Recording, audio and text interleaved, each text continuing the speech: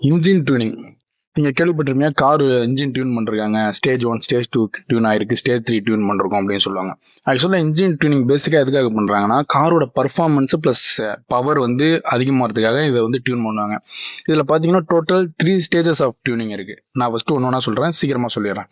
Stage 1 பார்த்தீங்கன்னா பேசிக் லெவலில் இசியூவை ரீமேப் பண்ணுவாங்க. இசியூ அதாவது இன்ஜின் கண்ட்ரோல் யூனிட்டை ரீமேப் பண்ணுவாங்க. லைக் நீங்கள் 20 to 30% ஆக்சலேஷன் கொடுக்குறீங்க அப்படின்னா 40 to 50 வந்து போகிற மாரி அந்த ஆக்சலேஷன் ஸ்பீடு இருக்கும்.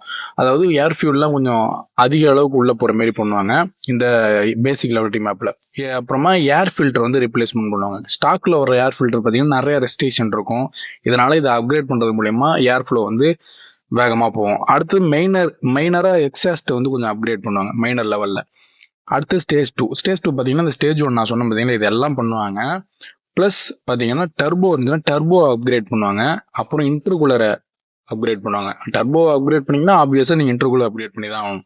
அப்புறம் ஃபியூல் இன்ஜெக்டரை அப்கிரேட் பண்ணுவாங்க. அப்புறம் இன்டேக் மேனிஃபோல்டு கூட அப்கிரேட் பண்ணுவாங்க. இந்த ஸ்டேஜ் 3 இந்த 1 and 2 ரெண்டுத்தையும் பண்ணிட்டு ப்ளஸ் இன்ஜினில் கேம் இருக்குது பார்த்தீங்களா, இதை வந்து ஸ்டாக்கில் இருக்க கேம் எடுத்துகிட்டு அப்கிரேடராக நல்ல குவாலிட்டி கம்பெனி கேமாக வந்து அப்டேட் பண்ணுவாங்க. ப்ளஸ் பிஸ்டன் இருக்குது பாருங்கள்.